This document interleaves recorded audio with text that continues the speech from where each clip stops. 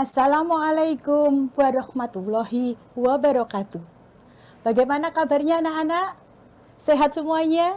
Alhamdulillah. Semoga kalian dalam keadaan sehat walafiat.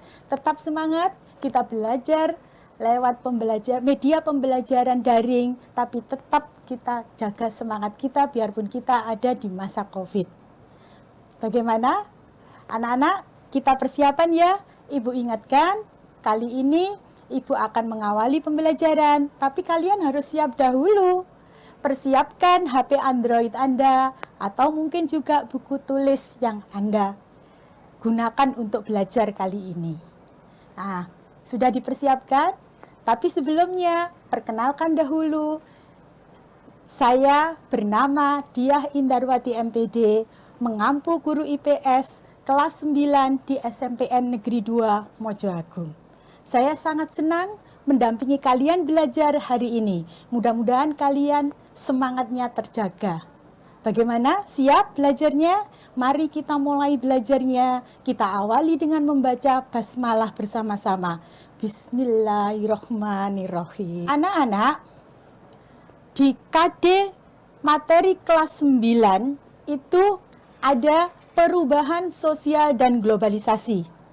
Perubahan sosial akan Ibu bahas sendiri, dan di jilid kedua Ibu akan menerangkan globalisasi.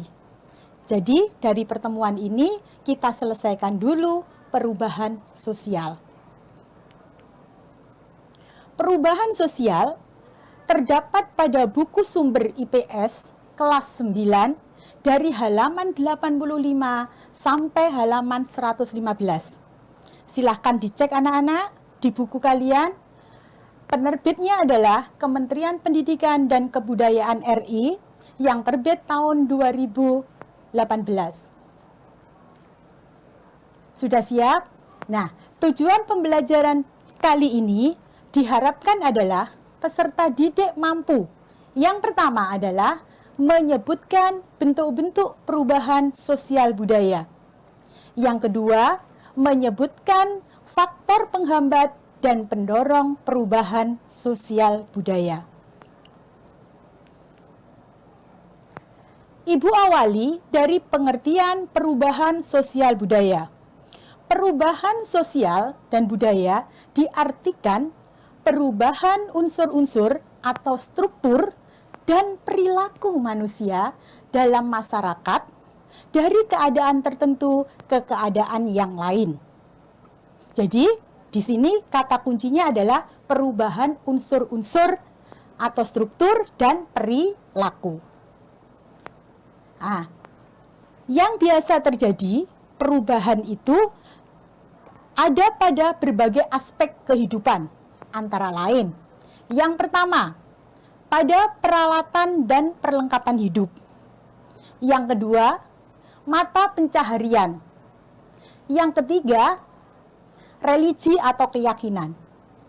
Yang keempat, sistem kemasyarakatan. Yang kelima, kesenian. Yang keenam, bahasa. Dan yang ketujuh, sistem pengetahuan. Inilah ketujuh aspek yang biasa mengalami perubahan. Saya contohkan saja. Peralatan hidup. Nanti kita bahas lebih lengkap peralatan hidup. Yang biasa dipakai pada kakek nenek kita, yang biasanya peralatan hidup itu adalah menggunakan tenaga hewan ataupun manusia seperti alat transportasi misalkan. Sekarang sudah berubah menjadi peralatan bermesin. Ini contoh peralatan. Contoh religi atau keyakinan, perubahan tersebut adalah Indonesia dahulu mengenal animisme dan dinamisme. Nenek moyang kita mengenal animisme atau percaya kepada roh-roh nenek moyang ataupun dinamisme, percaya kepada benda-benda bertuah. Sekarang dialihkan atau berubah menjadi beragama, baik itu beragama Islam. Silahkan memilih sendiri sesuai dengan keyakinannya, bisa Kristen, Protestan, Katolik, Hindu, Buddha, bahkan ada juga yang menganut agama Konghucu. Jadi, ini contoh saja anak-anak ya. Jadi, Itulah contoh perubahan. Menurut William Outbrook, seorang ahli sosiologi, perubahan sosial budaya diartikan perubahan mencakup unsur-unsur kebudayaan baik yang bersifat material maupun non-material. Tadi sudah Ibu contohkan peralatan yang bersifat material, contohnya tadi peralatan hidup kita, ya, alat-alat yang dulu menggunakan tenaga hewan dan manusia, contoh itu adalah materialnya. Ya, kemudian yang non materialnya adalah religi atau keyakinannya. Oke. Sekarang kita amati, apakah bangsa Indonesia ini juga akan mengalami perubahan-perubahan yang terjadi? Sesuai di buku kalian, ada beberapa gambar, yaitu yang pertama adalah, gambar pertama adalah masa tanam paksa. Ini dilakukan pada saat pemerintahan Hindia Belanda, di saat Indonesia masih dijajah oleh pemerintah Hindia Belanda. Untuk kepentingan Belanda, maka pemerintah Belanda membangun sarana-prasarana yang ada di Pulau Jawa, yaitu bisa membangun jalan raya yang ada di Anyer sampai Panarukan, yang menyebabkan penderitaan luar biasa bangsa Indonesia. Jadi terjadilah perubahan. Contoh saja pada masa penjajahan. Gambar yang nomor 2 adalah peristiwa proklamasi kemerdekaan. Peristiwa proklamasi kemerdekaan ini adalah peristiwa heroik, di mana bangsa Indonesia yang semula menjadi bangsa terjajah sejak Insinyur Soekarno memproklamasikan atau menyatakan Indonesia bebas merdeka. Jadi terjadilah perubahan yang memerintah sekarang bukan pemerintah Hindia Belanda tetapi bangsa Indonesia sendiri. Selanjutnya, gambar yang ketiga, pembangunan pada saat ini atau pada saat era globalisasi. Pembangunan itu sangat tampak jelas berubah sekali. Pada era lama, yaitu ada era Orde Baru, perkembangannya juga cukup pesat, apalagi saat ini, ya. Perubahan saat ini pada sektor pembangunan sangat drastis terjadi, ya, sehingga pembangunan cepat. Ya kita rasakan di Pulau Jawa sudah terhubungnya jalan antara Jawa, ya, seluruh Pulau Jawa dari mulai ujung utara, selatan sampai ujung timur Pulau Jawa dengan dibangunnya tol Trans Jawa. Luar biasa, hebat. Salah satu perubahan yang terjadi. Selanjutnya, gambar yang keempat adalah aksi demonstrasi. Ya, aksi demo. Pada saat era reformasi, setiap manusia memiliki juga perilaku yang berbeda. Dulu mungkin kalau kita tidak cocok, kita tidak protes. Saat ini di era reformasi terjadi perubahan. Apabila suara kita tidak tersalurkan, kita bisa melakukan aksi protes dan demonstrasi. Jadi di era reformasi biasanya banyak kelompok-kelompok tertentu untuk menyatakan rasa tidak puas, mereka melakukan turun ke jalan atau aksi demonstrasi. Itulah bentuk-bentuk perubahan yang terjadi. Yang dikatakan tadi perubahan bisa terjadi pada perilaku, ya, selain struktur atau unsur-unsur. Oke, jelas ya anak-anak? Saya lanjutkan. Ini contohnya yang tadi Ibu berikan. Perubahan alat-alat kerja yang dahulu berupa mesin ketik, masih manual, masih tenaga manusia, sekarang menggunakan yang lebih canggih yaitu laptop.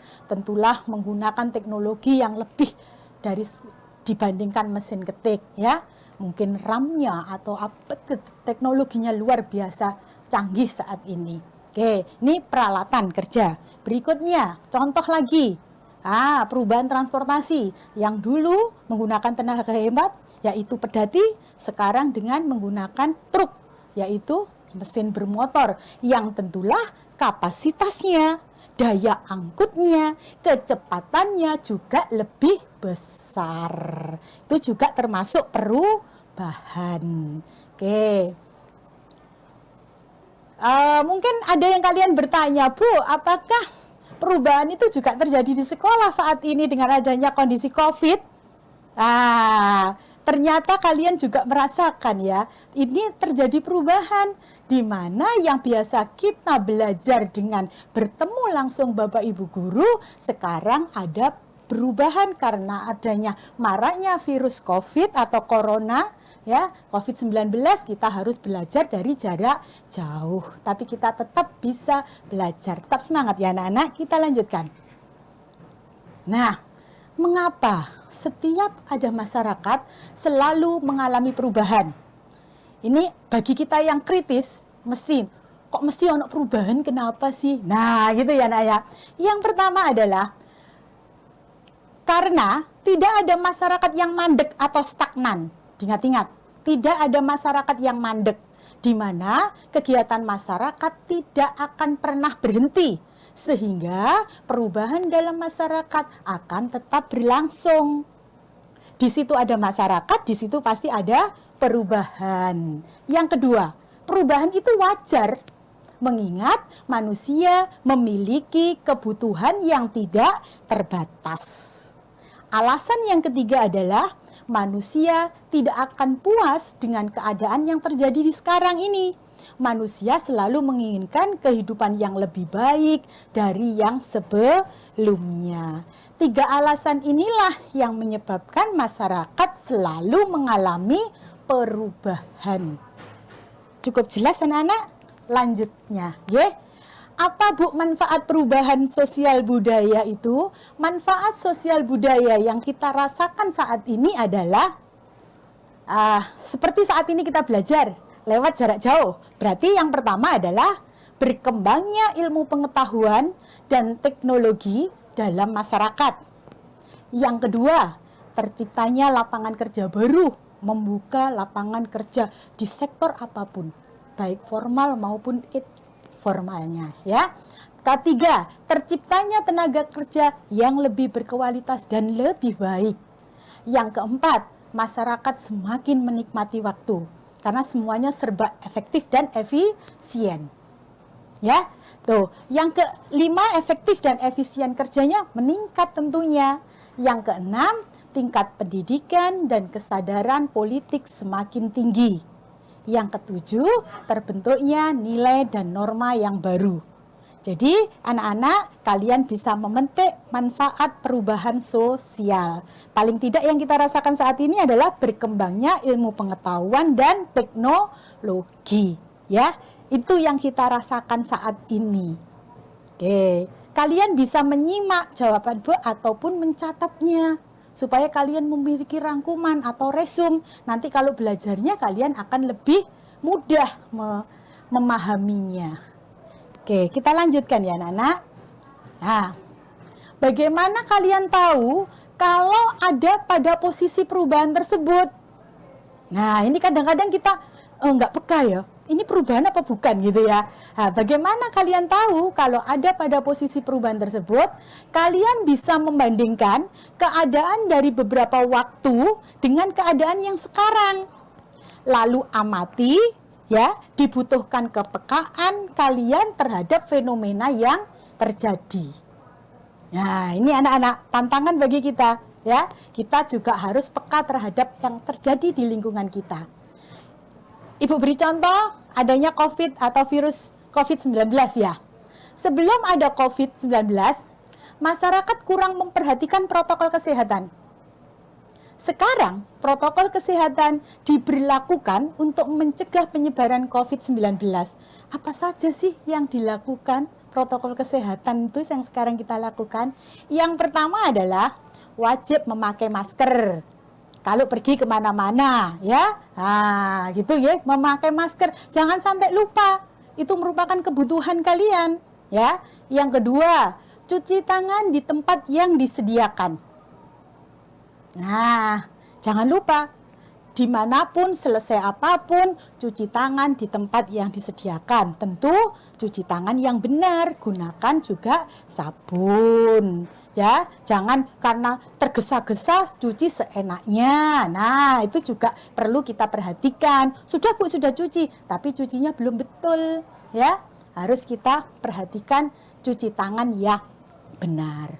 Yang keempat, Nah, dilarang berjabat tangan. Sebetulnya bukan dilarang berjabat tangan itu tidak, tapi social distancing, jaga jarak juga. Kita tidak, untuk sementara untuk mencegah penyebaran COVID, ya kita bertemunya sambil mengucap salam, tunjukkan jarinya atau mengucapkan tangannya di depan dada begini. Nah, itu sudah cukup. Dengan teman, kan biasanya kalau kita ketemu dengan teman berpelukan, mungkin juga cium kanan cium kiri gitu ya anak-anak. Nah itu sementara ya kita cegah semacam itu. Dan satu lagi jangan lupa dilarang berkerumun, ya ngerundel, ngelompok. Nah itu juga, itu kebiasaan-kebiasaan kita ketemu teman, lupa akhirnya bertemu, ngobrol, saking asiknya kita berdekatan ya. Hal-hal seperti di atas menunjukkan adanya perubahan besar di masyarakat, terutama perilaku terhadap kesehatan. Nah, ini yang Ibu katakan tadi, membandingkan dari keadaan beberapa waktu yang lalu kurang diperhatikan, untuk sekarang keadaan COVID yang demikian, untuk mencegahnya protokol kesehatan tetap kita dahulukan. Gitu ya anak-anak ya. Lanjut.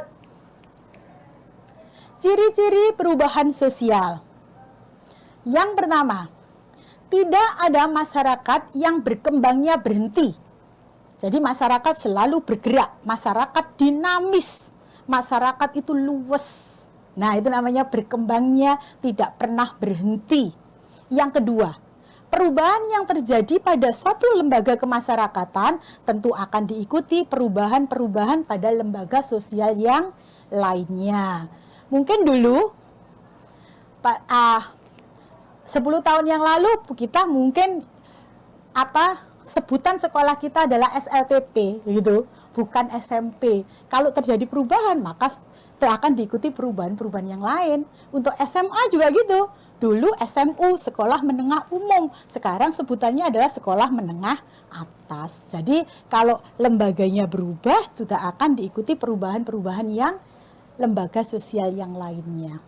Yang ketiga, perubahan sosial yang cepat biasanya mengakibatkan kekacauan sementara.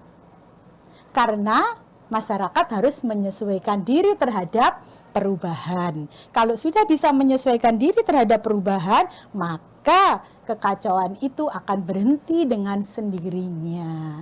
Ya, oke. Yang keempat adalah perubahan tidak saja dibatasi pada bidang kebendaan atau spiritual saja, tapi keduanya saling berkaitan. Itu adalah ciri-ciri perubahan sosial. Nah, sesuai dengan tujuan pembelajaran kita, kalian harus bisa menyebutkan macam-macam perubahan. Nah, perubahan sosial yang terjadi di umum di masyarakat, ini secara umum anak-anak, yang perlu diingat, yaitu yang pertama adalah perubahan progres. Artinya, perubahan yang menuju ke arah kemajuan. Yang kedua adalah perubahan regres, yaitu perubahan yang menuju kemunduran. Ini Ibu contohkan, yaitu perubahan progres, contohnya adalah pembangunan jembatan. Kenapa dikatakan progres membangun jembatan? Untuk membangun sebuah konstruksi jembatan pasti dipikirkan apa yang digunakan, alat apa yang digunakan, beton apa yang digunakan, arsiteknya bagaimana bentuknya, dananya diperoleh dari mana, miniaturnya seperti apa jadinya. Nah, kemanfaatan dari jembatan itu bagaimana? Nah, berarti untuk membuat sebuah jembatan saja itu memerlukan pemikiran sampai sedetail, sehingga membuat pembangunan atau salah satunya adalah jembatan termasuk perubahan progres. Ya, itu kalau dilihat dari secara materialnya, belum dampak efek dari adanya jembatan pada kehidupan masyarakatnya. Mungkin akan membuka akses ekonomi, perdagangan, sosial budaya yang bergerak maju karena sarana prasarana yang lancar. Nah, itulah yang dirasakan masyarakat dari sebuah pembuatan jembatan ya. Oke, anak-anak, progres itu diingat-ingat, yaitu perubahan menuju kemajuan. Selanjutnya yang kedua adalah perubahan yang menuju kemunduran. Ya, Bu, apa ada ya, Bu? Ada. Contohnya adalah peperangan. Ini gambar peperangan anak-anak ya. Contohnya peperangan. Peperangan akan menyebabkan kehancuran, ya, kerugian harta benda, bahkan nyawa. Akan banyak terjadi kematian, ya, rusaknya sarana prasarana, ya, kepercayaan terhadap dunia internasional dan sebagainya. Banyak sekali kerugian-kerugiannya. Jadi contoh peperangan, ya, menyebabkan peperangan peperangan itu adalah salah satu contoh dari perubahan regres atau perubahan yang menuju kemunduran.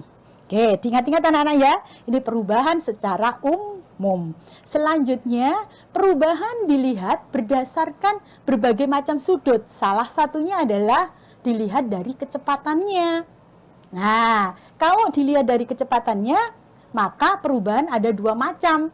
Satu, perubahan lambat, yang biasa disebut evolusi. Yang kedua, perubahan cepat atau revolusi. Jadi dilihat dari kecepatannya, ya. Kalau perubahan lambat, contohnya yang bagaimana, Bu? Contoh dari perubahan lambat adalah merubah masyarakat yang tinggal di daerah terpencil. Biasanya mereka sangat kental dengan adat istiadat, ya. Dia jauh dari perubahan masyarakat yang modern, sehingga mereka pun untuk berubah juga butuh waktu yang lama. Kalian tidak, kalian sudah di era terbuka, kalian di era global, kalian sangat termasuk perubahan yang cepat, ya. Itu tadi pembahasan tentang perubahan yang menurut kecepatannya terjadi sangat lambat, merubah masyarakat yang tinggal di daerah terpencil. Kemudian perubahan yang cepat biasa disebut dengan revolusi. Nah, revolusi itu perubahan secara cepat. Contohnya proklamasi. Kenapa kok cepat, Bu? Bangsa Indonesia setelah mendengar pemerintah Jepang mengalami kekalahan terhadap sekutu, maka pemimpin bangsa Indonesia segera mengambil alih kekuasaan dengan arti memanfaatkan vacuum of power, kekosongan kekuasaan, sehingga menyatakan diri merdeka. Perubahan itu cepat sekali dalam waktu tempo yang sangat cepat. Jadi bangsa Indonesia yang semula terjajah menjadi bangsa merdeka. Yang bisa menentukan nasib bangsa kita adalah diri kita sendiri. Itu contoh saja yang Ibu berikan tentang perubahan berdasarkan kecepatannya. Ya.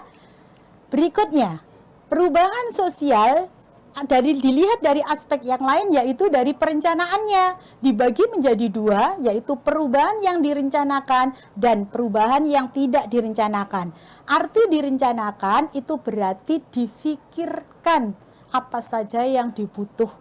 Nah, seperti contoh tadi pembuatan jembatan, membuat rumah dan sebagainya, itu direncanakan lebih dahulu. Sedangkan perubahan yang tidak direncanakan seperti banjir, tanah longsor, adanya badai, tsunami dan sebagainya, itu adalah contoh dari perubahan yang tidak direncanakan. Ibu beri contoh adalah banjir.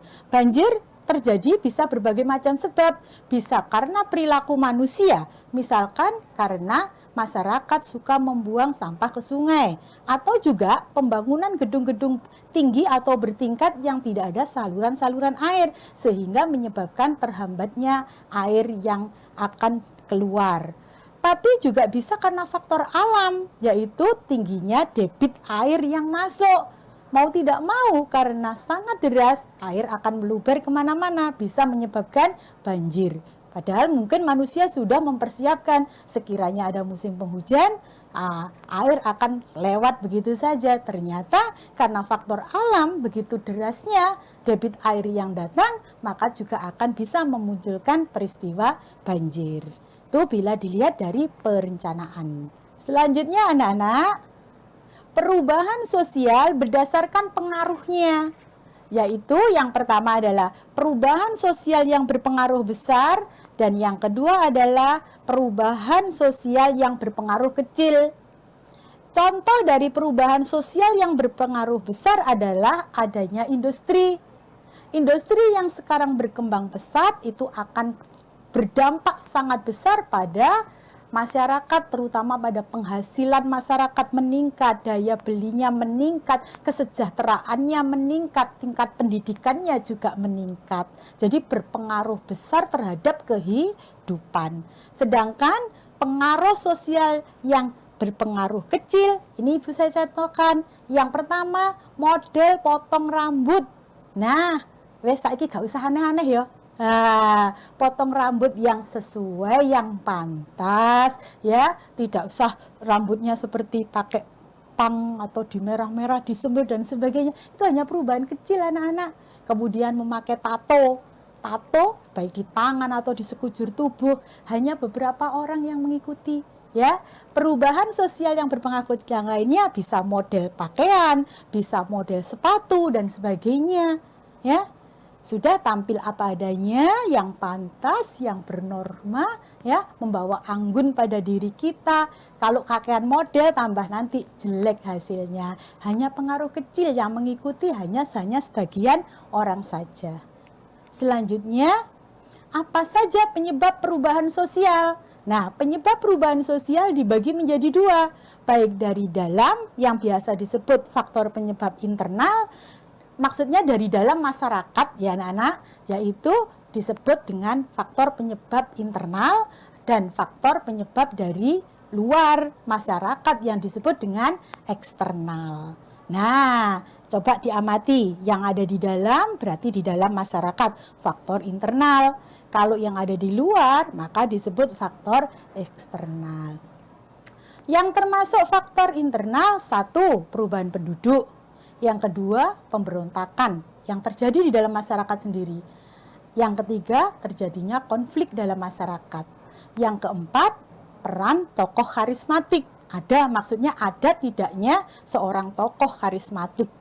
Yang keempat, penemuan baru atau inovasi yang terjadi di dalam masyarakat. Nah, yang sangat besar juga pengaruhnya yaitu pengaruh dari luar masyarakat atau faktor eksternal. Yang pertama adalah pengaruh lingkungan alam. Ya, terjadi perubahan lingkungan alam juga akan menyebabkan perubahan. Seperti kemarin terjadi adanya longsor misalkan, muka bumi terjadi perubahan, ya. Masyarakat sekarang menyadari betapa pentingnya bahwa kita menjaga alam dan sebagainya. Pengaruh lingkungan alam. Juga yang kedua, perubahan masyarakat lain. Nah, ini nanti ada di buku bahasan. Nanti Ibu jelaskan lagi sebentar saja. Tunggu ya anak-anak. Kebudayaan masyarakat lain bisa kalian pahami. Di buku kalian ada. Yang ketiga adalah peperangan dengan negara lain. Itu faktor dari luar masyarakat atau eksternal. Selanjutnya, nah ini adalah tujuan pembelajaran kita yang kedua tadi. Bisa menyebutkan bentuk tadi yang pertama dari perubahan, yang kedua adalah faktor pendorong perubahan dan penghambat. Nah, apa saja faktor pendorong perubahan sosial? Yang pertama, kontak dengan budaya lain. Yang kedua, sistem pendidikan formal yang maju. Yang ketiga, sistem terbukanya lapisan masyarakat. Jadi masyarakat kita sudah sangat bersifat terbuka ya untuk saat ini. Nah, tapi masih juga kita punya daerah-daerah terpencil yang masih bersifat tertutup. Sikap menghargai karya orang lain dan selalu orientasi ke masa depan, baik itu juga akulturasi dan asimilasi. Ini pendorong perubahan. Selain faktor pendorong perubahan, pasti ada faktor penghambat perubahan sosial dan budaya. Apa yang menghambat? Satu, berkembangnya ilmu pengetahuan yang terhambat. Yang kedua, sikap masyarakat yang sangat tradisional. Yang ketiga, kurangnya hubungan dengan masyarakat lain. Yang keempat, prasangka terhadap hal-hal yang baru. Yang kelima, adat atau kebiasaan. Yang keenam, rasa takut dengan adanya kegoyahan pada integrasi atau penyatuan. Oke, berarti kita sudah lengkap. Tujuan pembelajaran kita semuanya lengkap.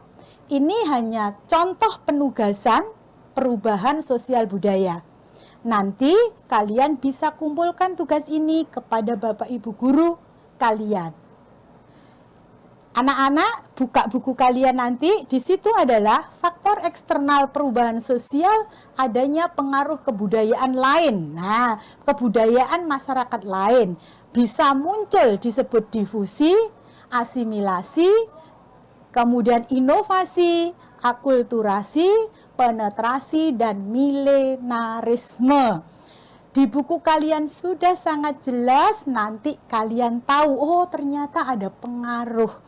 Ya, untuk mengingatnya kalian bisa pahami dari buku itu perintahnya ada. Jelaskan dan beri contoh masing-masing dari difusi itu apa. Tugas itu dikirim ke Bapak Ibu guru di sekolah kalian. Kira-kira bisa anak-anak? Alhamdulillah kalau gitu. Ini contoh penugasan aja ya anak-anak ya. Nanti bisa kali sampaikan ke Bapak Ibu guru ya. Kalau tidak bisa, bisa bertanya. Oke anak-anak, saya kira cukup sekian materi perubahan sosial budaya. Marilah kita ucapkan hamdalah bersama-sama. Alhamdulillahirabbil alamin. Kita belajar sampai tuntas. Sampai sini dulu. Kita ketemu di kesempatan lain. Wassalamualaikum warahmatullahi wabarakatuh.